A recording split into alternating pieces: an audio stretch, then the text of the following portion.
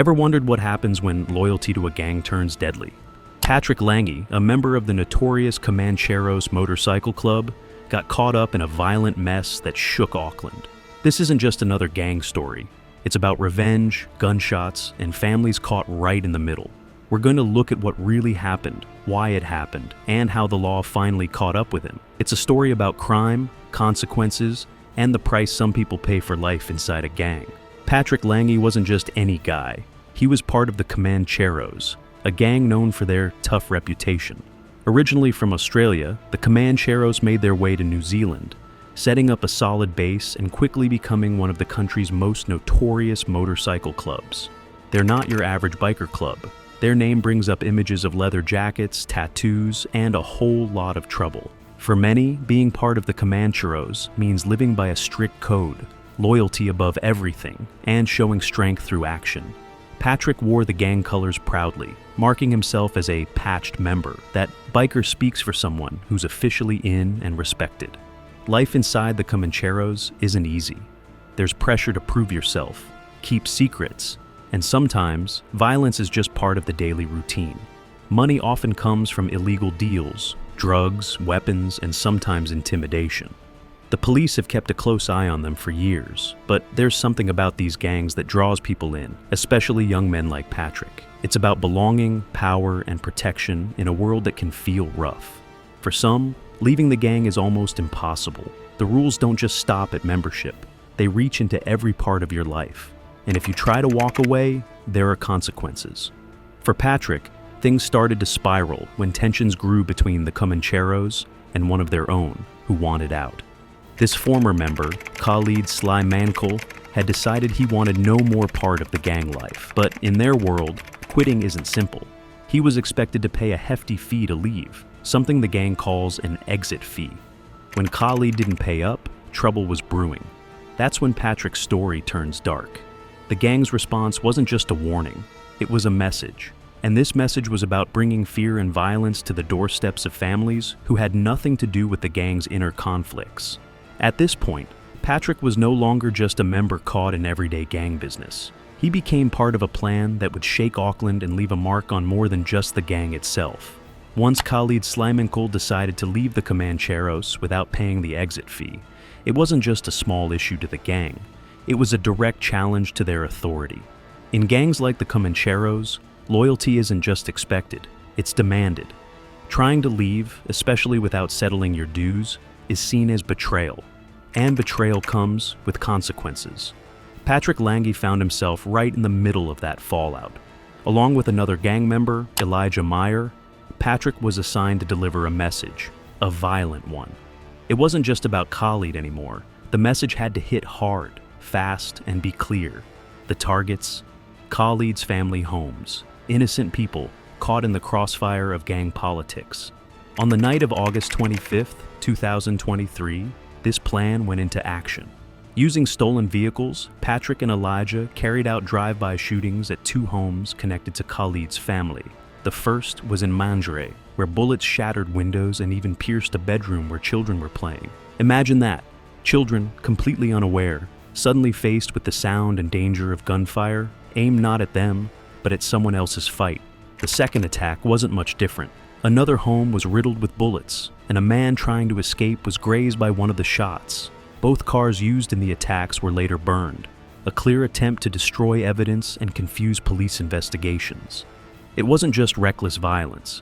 It was carefully planned intimidation, a brutal way to send a message. What made it worse was how brazen the whole thing was. The attackers didn't just act on a whim, they researched their targets. Evidence later showed that Patrick and Elijah used Google Maps to scout the homes, checking addresses and making sure they knew exactly where to strike. There were also surveillance photos taken by Elijah, confirming their knowledge of the locations. Yet, despite the care and planning, the police were quick to act. They found gunshot residue on Patrick and Elijah's clothes and vehicle. CCTV footage and witness accounts put them at the scenes. Even their initial denials couldn't hold up against the mounting evidence. Patrick was caught in a web that left little room for escape. But it wasn't just the violence or the planning that shocked people, it was the impact. The homes shot at belonged to families, not gang members. Kids were in danger, neighbors were terrified. The violence spilled out from the gang's internal disputes and into everyday lives. For many Aucklanders, this was a harsh reminder that gang conflicts don't stay behind closed doors. They ripple out, affecting entire communities. Innocent people, often just by living in the wrong area or having the wrong connection, pay the price. Patrick's role in all this wasn't just about being a soldier for the gang. It was about how the gang enforces its rules that keep members in line through fear and violence. And once you're in, stepping away without the gang's blessing means putting everyone around you at risk. As the police tightened the net, it became clear that Patrick's story wasn't going to end quietly. The evidence was stacking up, and the weight of the law was catching up fast. But how exactly the courts would handle this, and what Patrick's future held, was still unknown. Once the shootings rocked Auckland, the police moved quickly to piece together what happened. It wasn't just a matter of collecting evidence. They had to unravel a story tangled with gang secrets, coded messages, and silent threats. The investigation revealed how carefully Patrick Langi and Elijah Meyer planned the attacks. The use of stolen vehicles, which were later burned, was a clear attempt to cover their tracks. But it wasn't enough. Investigators found gunshot residue on both men and on the cars, linking them directly to the shootings. This kind of forensic evidence doesn't lie. One of the key breaks came from digital clues. Police uncovered that the pair had used Google Maps to check out the family homes they targeted. They even took photos and videos to make sure they knew exactly where to hit. These details helped build a strong case that the attacks were premeditated and precise. Surveillance footage from nearby cameras showed the stolen vehicles arriving and leaving, giving authorities a timeline to work with. Witnesses came forward too. Some saw the cars speeding through the streets or heard the gunshots echoing through the night. But the investigation wasn't just about finding proof. The cops had to dig deep into gang culture to understand why this happened in the first place. Patrick's connection to the Comancheros meant he was part of a bigger picture, one involving control, respect, and brutal punishment. Interviews with other gang members, informants, and community members painted a picture of a gang struggling to maintain its grip, especially when someone like Khalid tried to leave without following the rules. The exit fee was more than just money. It was a warning to others thinking of doing the same. This shed light on the dangerous code Patrick was enforcing. In gangs, rules are law. Disobedience is met with swift, often violent, retaliation.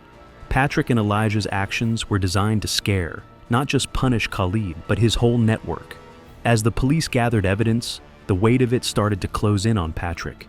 He couldn't hide behind the gang anymore. The photos, the forensic tests, the witnesses, it was all lining up against him. Despite attempts to deny involvement at first, Patrick's position was weakening fast. The pressure was mounting, not just from the police, but from the reality that gang life offered little protection when the law was determined. The investigation also exposed the ripple effects of the attacks, how families were living in fear, how neighbors felt unsafe in their own homes, and how communities began calling for stronger action against gang violence. What was clear? This wasn't just about a few shots fired in the night.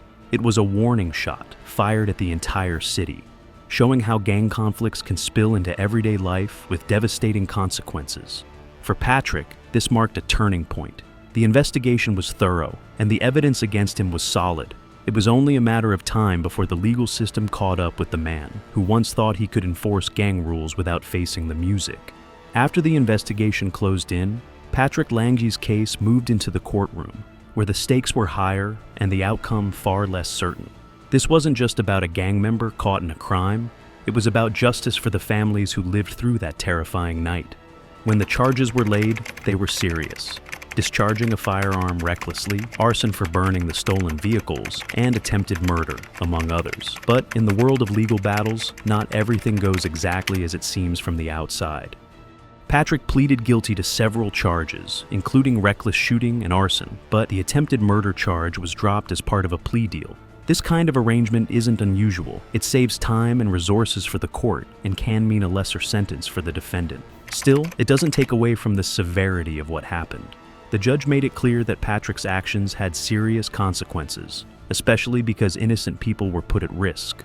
Shooting at family homes, places where children and neighbors lived, wasn't just gang business. It was a threat to the wider community. Throughout the trial, evidence presented painted a clear picture. These attacks weren't random. They were calculated, meant to punish Khalid Slymankul for breaking the gang's rules. But the fallout reached far beyond him.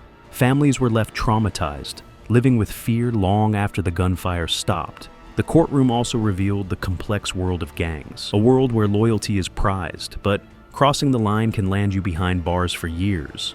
For Patrick, admitting guilt was a step towards taking responsibility, but it also meant facing the full force of the justice system. Sentencing was set for a later date, leaving many wondering what kind of punishment would fit a crime so brazen and so violent. For the community, it was a reminder that gang violence isn't just about those involved. It affects everyone around them. As Patrick waited for his fate, the case stood as a warning. Gangs might operate in the shadows, but their actions have real, lasting impacts. And when the law catches up, the consequences can't be ignored. Patrick Langi's case is more than just a story about one man's mistakes. It shines a spotlight on the harsh realities of gang life in New Zealand and the ripple effects those choices have on communities. The shootings in Auckland weren't just acts of violence. They were messages, warnings meant to keep control and spread fear. But the fallout went beyond the gang's world. Families who had nothing to do with these conflicts found themselves living in fear, their homes targeted simply because of a connection they couldn't escape. For the people caught in the crossfire, the scars run deep. Children sleeping in their beds, neighbors shaken by gunshots. These moments leave a mark that's hard to erase. It's a reminder that gang violence doesn't stay contained. It spills into everyday life, threatening safety and peace. On the other side, Patrick's story is a cautionary tale about loyalty, consequences, and choices. The Comancheros offer a sense of belonging and power, but they demand obedience and punish betrayal harshly. For Patrick, the decision to follow orders led to serious consequences, including a criminal record and years behind bars. His guilty plea and the dropped charges don't lessen the severity of what happened. They simply mark the end of one chapter and the beginning of another, one where he must face the cost of his actions. But this story also raises bigger questions. What drives people to join gangs? How can communities break the cycle of violence? And what support is needed to help those who want out, like Khalid Slymankul, without fear of revenge? Police and community groups continue to work on these issues, but the road ahead is tough. Gangs like the Comancheros are deeply rooted, and their influence reaches far beyond just their members. Patrick's case is a reminder that violence isn't just a headline, it's real life for many people, and while justice might bring some closure, healing takes much longer. In the end, the hope is that stories like this push conversations forward about safety, support, and change, about building communities where no family has to fear a drive-by shooting, where loyalty doesn't come with a price tag of violence. Patrick Langi's path shows just how dangerous the gang world can be, but it also shows the chance for a different future if the cycle can be broken.